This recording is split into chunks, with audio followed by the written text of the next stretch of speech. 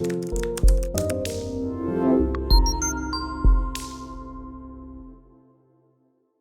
everyone and welcome. Thank you so much for being here for the next hour. We're going to dive into some interesting topics surrounding innovation, technology and the new program that we are in the process of launching within North Metro. So the first part is, what do we specifically want to get out of today? So from my perspective, and I hope that yours, this forum will be successful if you leave understanding that the world is changing faster than you think. The second part, learning what is culturally needed to innovate. Understanding the essentials of the Innovative Future program. And fourth, feeling like it's something that you might actually want to be a part of. Now, a little bit about myself. I'm a medical doctor. I trained at UWA. I did my obs and gynae rotation at King Eddie's. And it was something that, it was really profound. I remember John Newnham saying when I was a medical student that obs and gynae is high highs and low lows. And it was something that I witnessed, it was something that I experienced, and it's something that I have a lot of admiration for, working in women's, babies, infants, children's health. So my career took a bit of a divergent path after a few years working clinically, where I was always interested in leadership and management. And for the past decade, I've combined healthcare, but with strategy, innovation, working both in startups and large organisations. So I understand both worlds, and this is really bringing them together and giving a different perspective for yourself. So, 3 parts of today's presentation. The first part, let's talk about cutting-edge healthcare innovation. The second, what about me? What about North Metro? What about me sitting in this seat? How is this relevant? And the third part, let's go through the Innovative Future program. And these slides in the presentation I'll make available after the lecture today, so you'll be able to access them and access the resources in them. So the first part, I'd like you to all take out your mobile phones. Take out your mobile phones and go to this website, thispersondoesnotexist.com. And I'd like you to show the person sitting next to you what you get on your phone and compare it with the person next door. Who's got the same picture?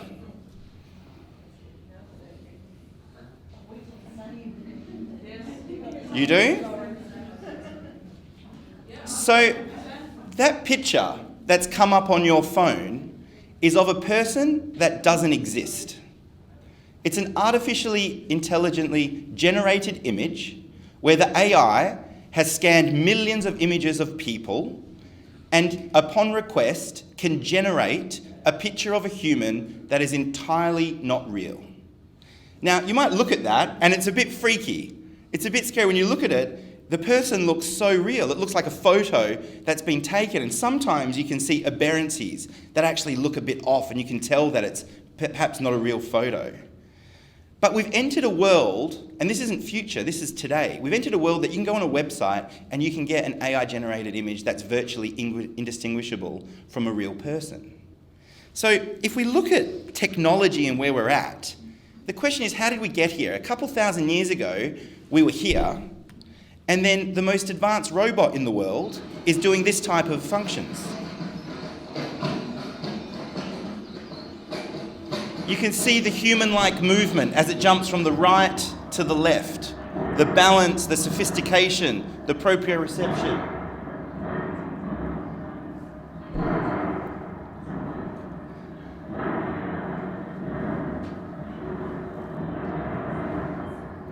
So our world has changed, and it's changing radically, and it's changing in a way that's often difficult for us to perceive.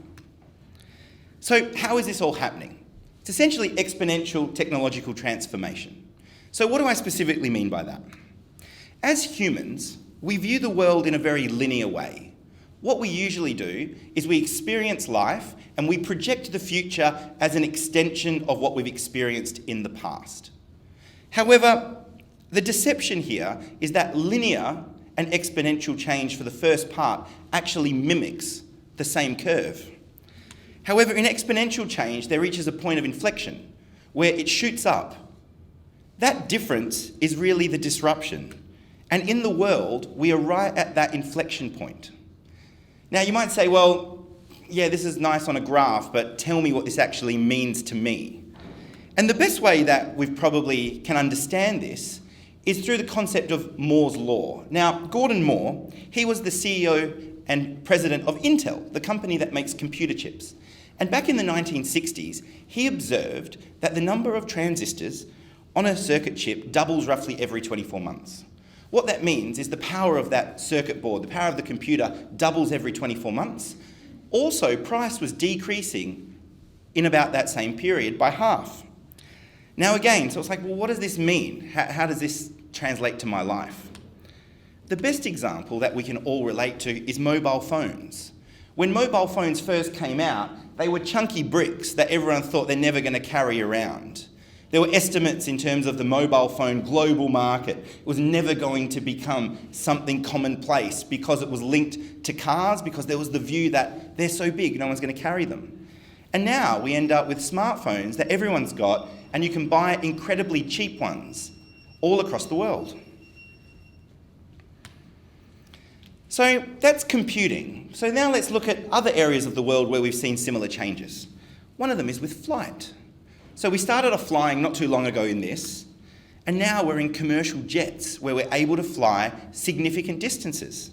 And if we look at the graph of non-commercial flight distance records, we see here that it follows a very similar exponential trajectory. Well, we can say this is all well and good. This is relevant to computers and flight. What about healthcare? So if you look at healthcare, the most stunning example of exponential transformation is the human genome and the mapping of the human genome.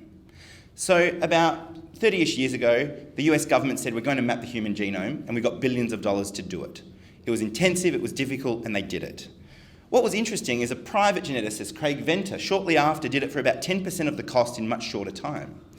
And if you look at human genome mapping on this graph, the cost of the number of genome base pair sequenced per US dollar, you can see similarly there's an exponential curve there. The price performance has come down exponentially. So really what happens when you think about it is all these technologies are converging together. We've reached an era where data is available in a way it hasn't been before, computing power is available in a way that it hasn't been before, and different disciplines are converging. We see this, and you would have heard these words: artificial intelligence, robotics, biotech, nanotech, medicine, neuroscience, energy computing. They're making the world increasingly changeable. The world is accelerating faster than we think, and it's inherently unpredictable. So you really end up in a situation where we think the world is a lot more predictable than it is, and you end up somewhere you didn't expect. So now putting all this together, let's look at healthcare. And where are we at in healthcare in this? And I'm going to do it from the following perspective. The 4 Ds: digitisation, disruption, demonetisation, and democratisation. Let's start with digitisation. The world is moving to digital. This won't surprise anyone here. We've all got our phones. A decade ago, Uber didn't exist. Now we're reliant on it, particularly the Uber Eats functionality for a lot of people that is growing in popularity. And we couldn't imagine a world, and that world 10 years ago seems so far away. It seems so distant. We've changed our behaviours in a way that is inherently digital. As an example of this, mobile-to-mobile communication is going to be over 50% of data traffic by 2030. And we're going to have about 1 trillion connected devices using low bandwidth. Now, a lot of you probably don't know, but there's actually a lot of connectivity that we don't actually appreciate or we don't buy. There's an increasing trend towards smart devices and the like, and our world is becoming more connected. Now, the health industry is a rather slow digital adopter. However, this is both a threat and an opportunity, as long as we don't leave it for too long. So I want to share this perspective, looking at industries by information enablement, and I'll share with you what I mean by that. So if we look at this pyramid and industries by information enablement, I'm going to start with industries where there's physical products that are information enabled. So hotels, physical product, but you need information to book clients, operate the hotel. factories, trucks, transport. We've evolved and we moved in the last 20 years or so where we've got physical products with information-based revenue streams. We'd see that in iTunes and Amazon, Kindle. And we've got an increasing number of companies that are information-only products, like LinkedIn, Twitter. You never interact with a physical product, but it's all online. The disruption is really happening from the top down. There is massive growth in information-only products. For example, Airbnb has the largest number of rooms globally and doesn't own any room, doesn't own any asset. It's got more rooms available than Marriott, Sheraton, any of the hotels. Tesla, with its self-driving car capability. Uber doesn't drive any cars, doesn't have any driver employees. We're seeing massive shifts there. The part that's really relevant to share with that is health, in many ways, is a physical product that's information enabled. We're at the base of the pyramid. There's some things that we need to do physically, and that's not going to be replaced. Some elements of the human-to-human care, that won't be replaced. A lot of functions in health, though, are actually information-enabled. Diagnosis, information. Therapeutics, the decisions around therapeutics. Primary care and prevention. We're shifting, and things will start flipping in a way that is more unpredictable.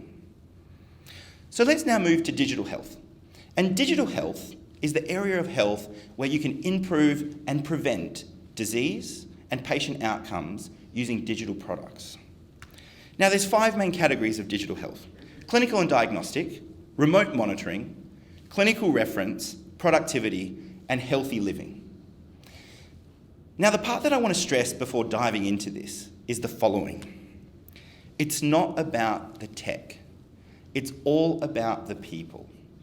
A lot of people fall in love with technology. They fall in love with their idea. Let's build an app for this. Let's build an app for that. When we could solve the problem and work with people in a much more profound, effective, and cheaper way. So I want to share with you a personal story around this, around customer communication and mindset.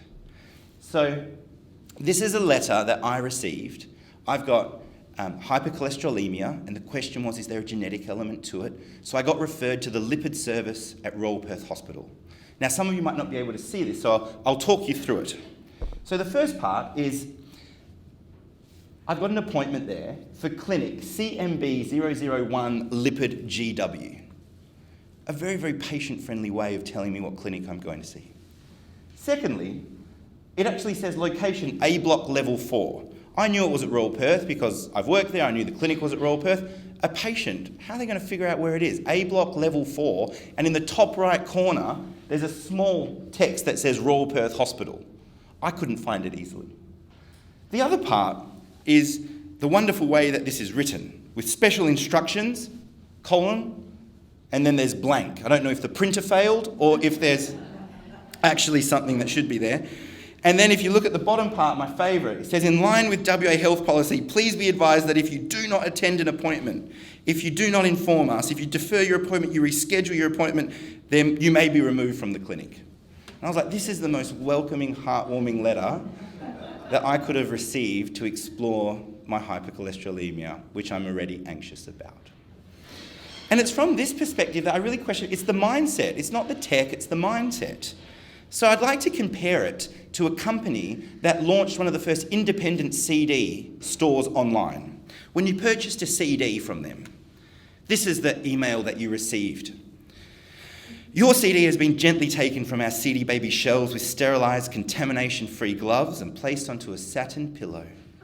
A team of 50 employees inspected your CD and polished it to make sure it was in the best possible condition before mailing. Our packing specialist from Japan lit a candle and a hush fell over the crowd as he put your CD into the finest gold-lined box that money can buy. We all had a wonderful celebration afterwards. The party marched down the street. The entire town of Portland waved bon voyage, your package on its way in its private CD Baby jet. I hope you had a wonderful time shopping. Your picture is on our wall as Customer of the Year. This makes people happy. And the part that I think is really relevant in healthcare, it's not that we don't do this, it's that we do this very inconsistently. And I'd like to share another personal story about King Edward. Very recently, my auntie, who is like a second mum to me, she had a very, very large pelvic mass where it was suspected to be borderline ovarian tumour or ovarian cancer. And she was a patient at King Eddie's to get it removed. She was in hospital for 9 days. It turned out that the tumour was benign. And she received the most stunning, outstanding, compassionate care from Ward 6. And it was phenomenal for her in a time of significant vulnerability. It was phenomenal for her family. And I just want to express sincere gratitude to you that work here, because it was something really, really important. And it was my first-hand contact via my auntie where we received wonderful care, high quality, wonderful care. But we know that that's inconsistent. There's other people that don't receive that, and there's different parts of that same journey where some of it is so streamlined and simple, and some of it is absolutely complicated. Now, if we want to learn about engaging customers in communication, there's actually a lot to learn from the alcohol and gambling industries, which is quite ironic. They do it really, really well. And we have significant growth in different industries related to that. This is a really simple website and a business that's just started called Wine Text in the United States. You sign up once, you put your phone number down, you give your credit card, they send you a text every day and say, hey, we've got this special on wine, do you want it, yes or no? And you type back yes, and then it appears at your door the next day. It's so simple. It uses SMS, it's cheap, it's efficient, and it's these type of things that we can actually do without diving into significant tech. So now moving on to the world of digital within health, where we do actually need to invest some money. And I want to first talk about electronic health records. So we don't have an EMR, as you'll know, in Western Australia. It's on the strategic objectives, and it's something that's so important that we do as we move forward. Now, a lot of people criticise technology. I've spoken with a lot of CEOs of different hospitals that say there's no point me doing this. It's a significant investment, I'm not going to see the return. It's further backed up by the following, where Eric Topol, who's a cardiologist in the US but works in healthcare tech and is a leader in that space, he says here, electronic health records are driving doctor burnout, but there are ways out of this abject failure. He calls it an abject failure. He says doctors didn't stand up then. They just rolled over and played dead while this abject failure was taking over and encroaching on the doctor-patient relationship. The problem is too many people think that's what digital medicine is. But that's actually what digital medicine isn't. It has to be patient-centred.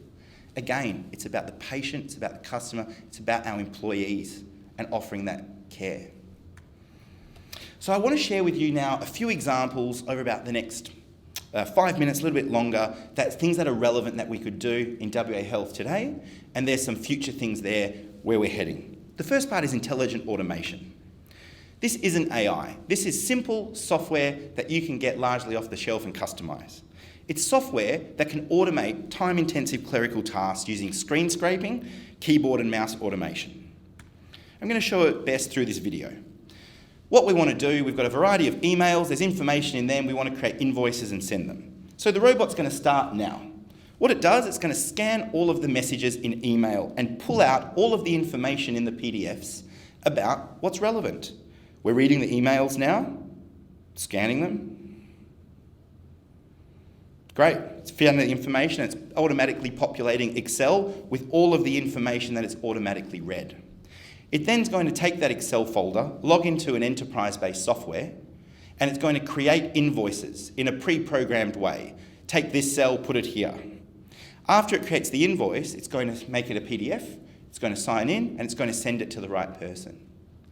If we look at the amount of manual tasks that we do in healthcare, not just at the clinical interface, but in procurement, management, administration, there's many, many people that are spending hours and days and weeks and months, and their job is doing manual tasks.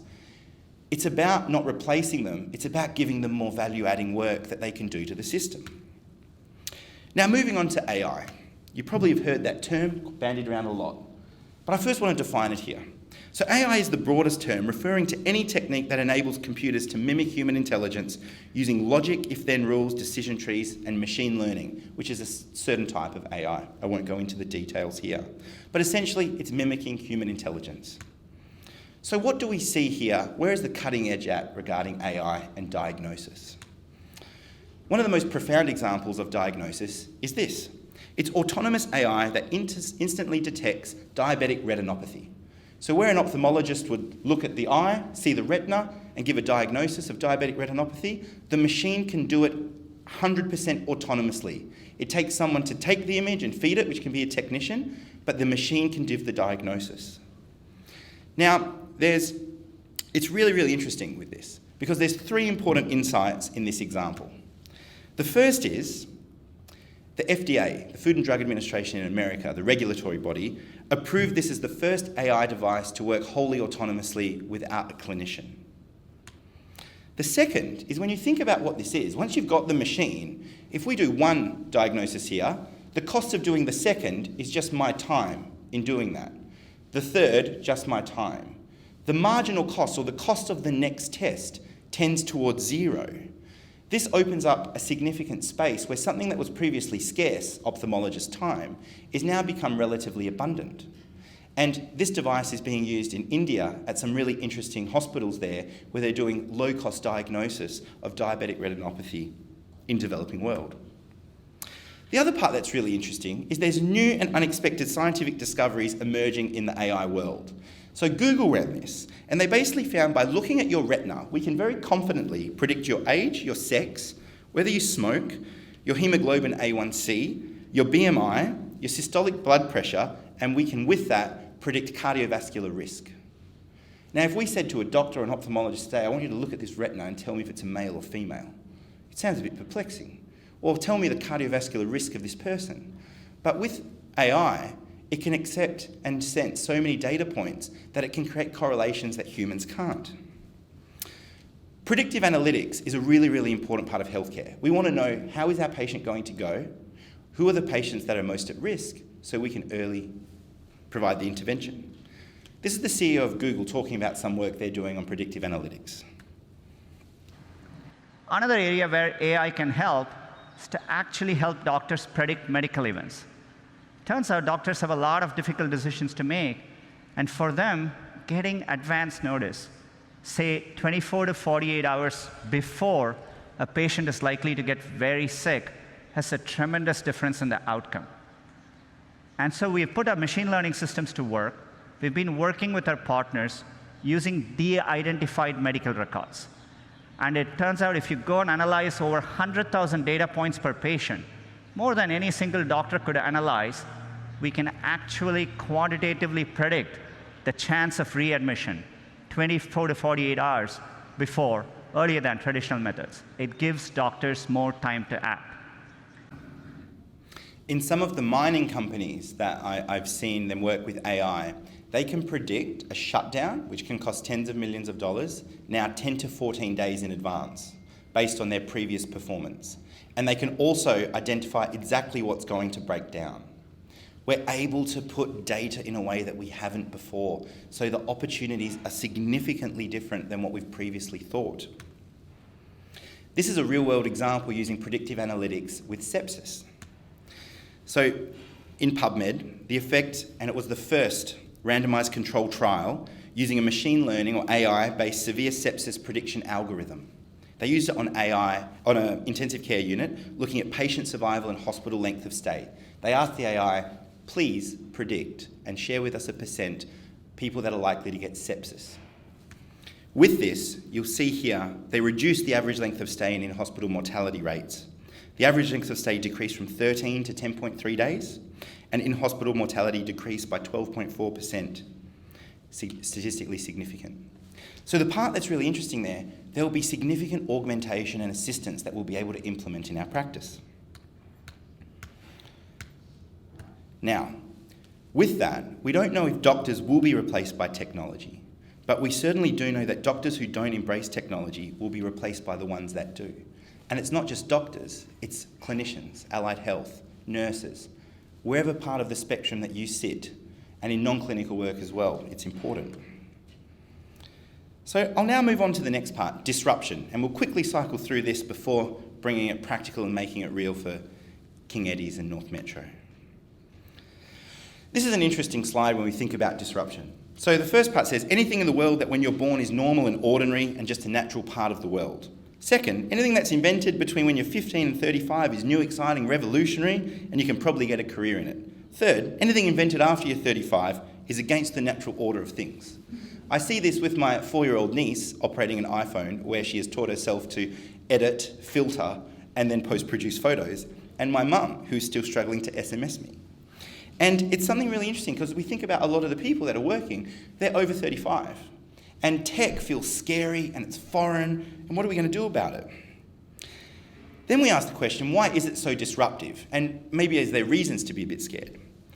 The part here is just as I spoke about with that device giving the diagnosis of the diabetic retinopathy.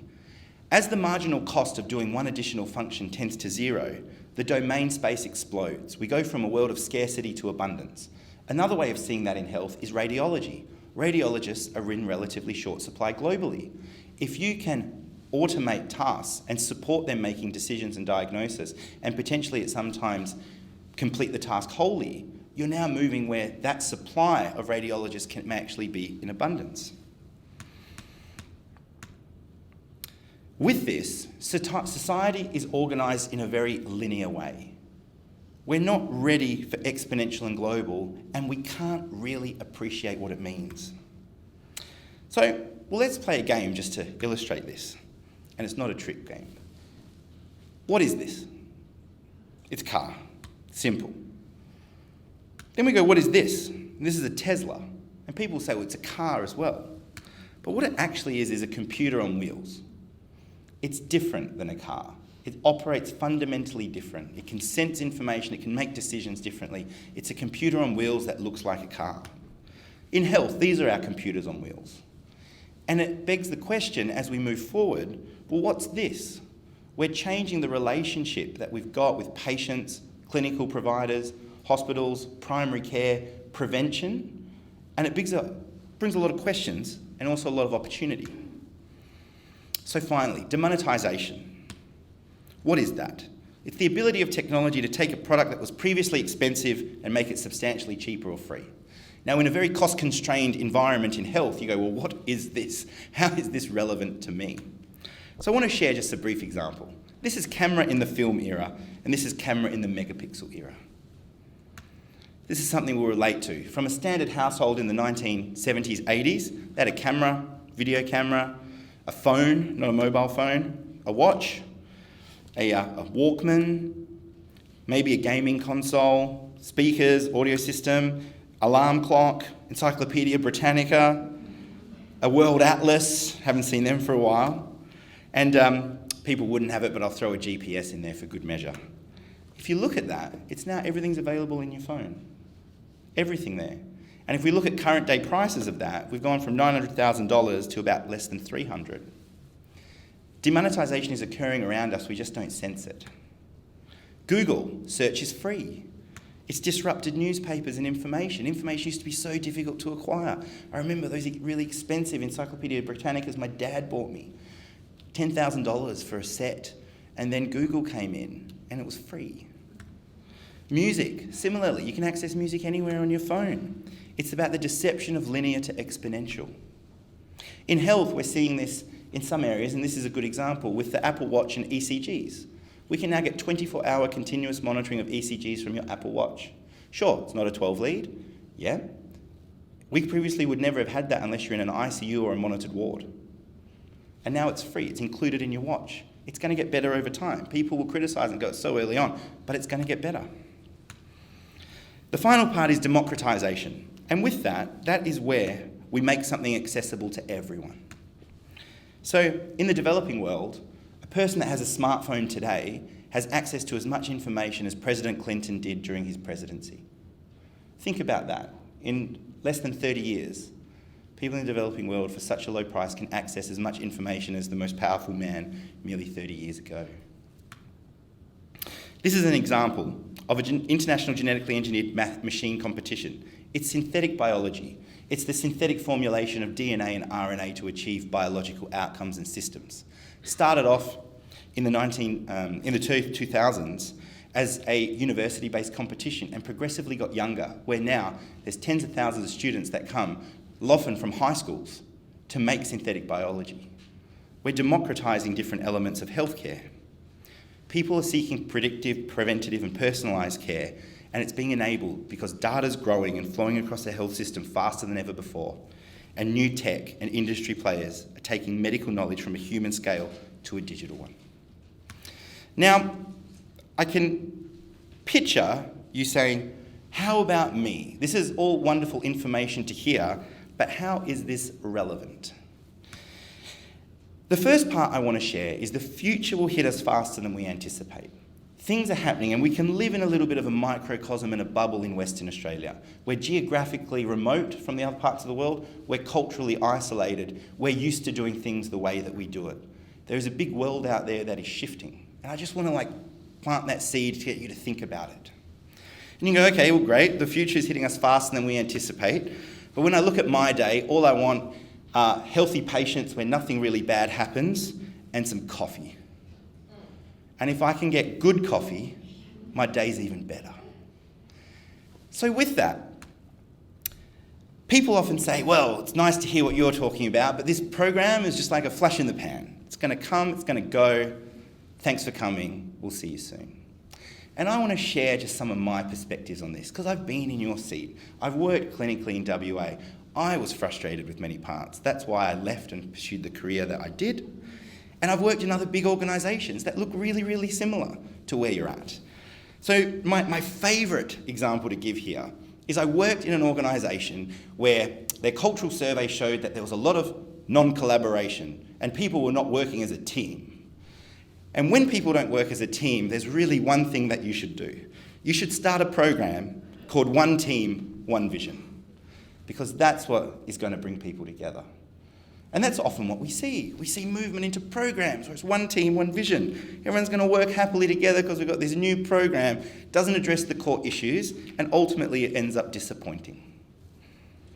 With that, we see a lot of buzzwords flying around WA at the moment. Innovation, sustainability, enabling, platforms, data. Lean in. And it would make very obvious sense in that context to do one thing. And that's to start and execute an innovation program, which is why we're here. Now, my experience, as I said, I've lived in the startup world, I've lived in big corporate organisations, healthcare and non-healthcare organisations. It's all about people. What I want to share with you now is essentially the objections that occur when these type of programs come in. That's the way we do it here. We've tried that before and it failed. We don't have time to innovate. We're not set up for innovation. What do you mean, innovation? Change isn't rewarded here, and we can't do anything till we have more data. And if you want, you can pull out the trump card and be like, this is a potentially unsafe, too risky initiative. If you just want to mic drop and kill it. So I thought in this presentation, we've got about 20-25 minutes left, I'd like to share with you why innovation programs fail, because I think it's an important thing to address head on. And then I want to share what we're going to do differently to give this one every chance of succeeding. The top 5 reasons why innovation programs fail. Number 5, bureaucracy has the strongest immune system ever.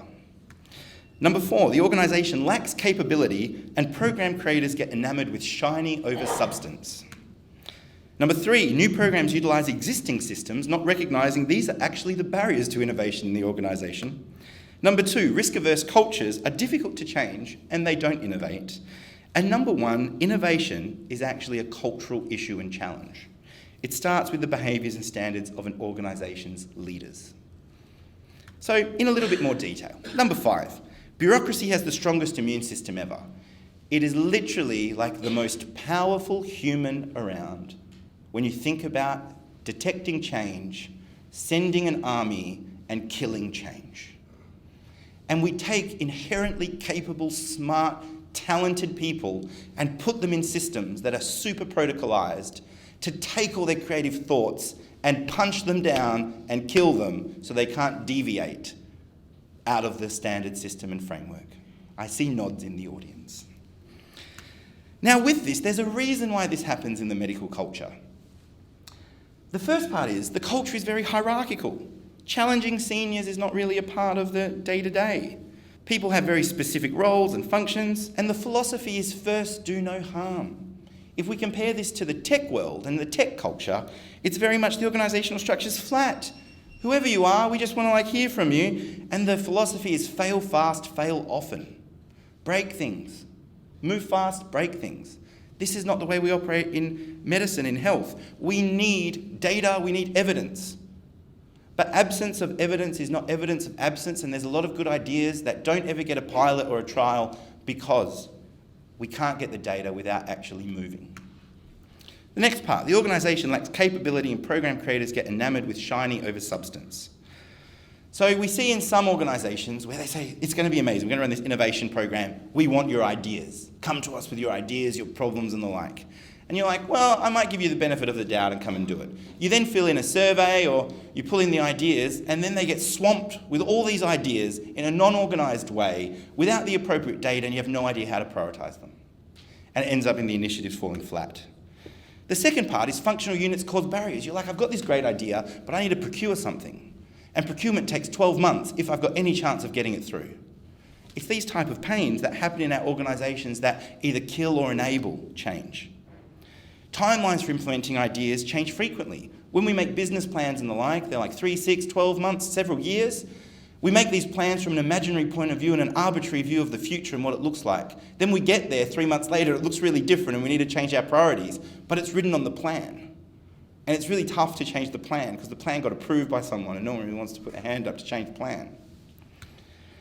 Number 3, new barriers utilise existing systems, not recognising these are barriers to innovation. The traditional way of getting a pitch up and an idea up is to create a business case, go out, collect data, build a roadmap, look at the requirements, design, build it, deploy it. What happens here is after this whole process of imaginary ideation generally, you then finally build something that relatively soon on, if you're lucky, and if you're unlucky, much later, you realise doesn't work. Where much faster iteration cycles where you're dealing with real customers, patients, employees, getting real life feedback sooner, really can change things. Second, risk-averse cultures are difficult to change and don't innovate. Psychological safety is a really important part of this. And psychological safety, it's a shared belief that the team is safe for interpersonal risk-taking. Cultural attitudes and rewards for risk-taking and killing projects, it's important. This is a video from the founder that coined the term psychological safety, talking about what it is and why it's important in organisations.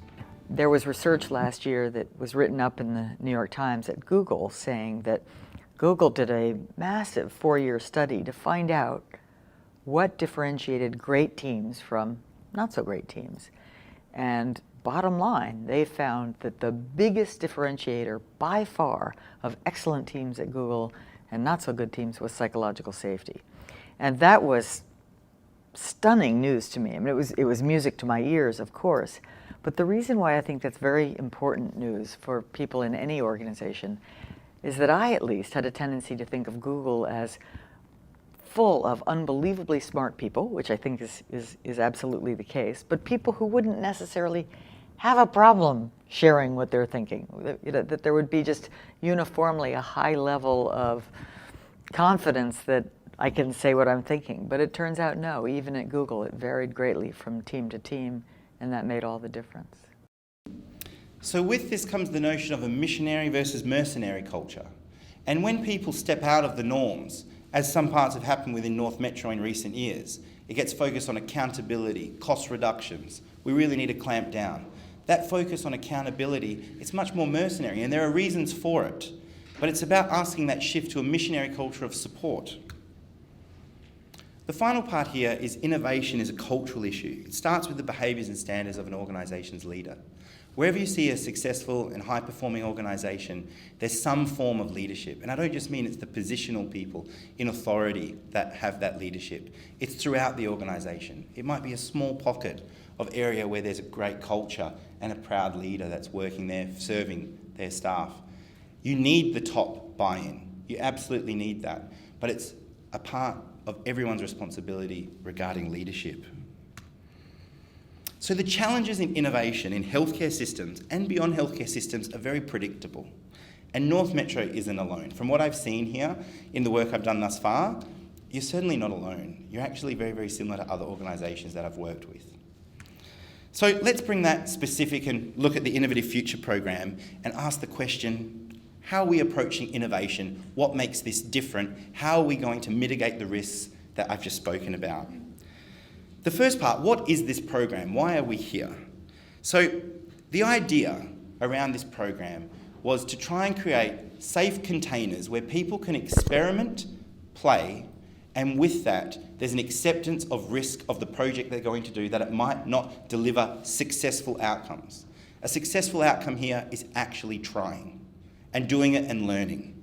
So it's about you, it's your ideas, your solutions. It hopes to inspire creativity, improve patient care, and increase staff morale by resourcing you to experiment with your ideas, encouraging you to think differently, while cutting the usual red tape that frustrates us all.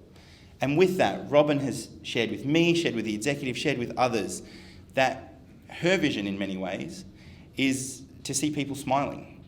Walking around the wards, see people smiling, wanting to be at work. Now, this isn't going to come as a revolutionary change. For that, it's going to become as a part in the broader agenda as we move towards achieving the Sustainable Health Review, improving culture, working on priorities. So how do we define innovation? We're using the broadest definition. Anything that's new or different. Anything that is different than the way that we work now. Any idea that we may change the way we do things, including stopping activities, is fair game. Who's the program for? It's for all North Metro staff. Clinical, non-clinical, patient support, admin, everyone's welcome. It's entirely voluntary. No forced pressure to participate.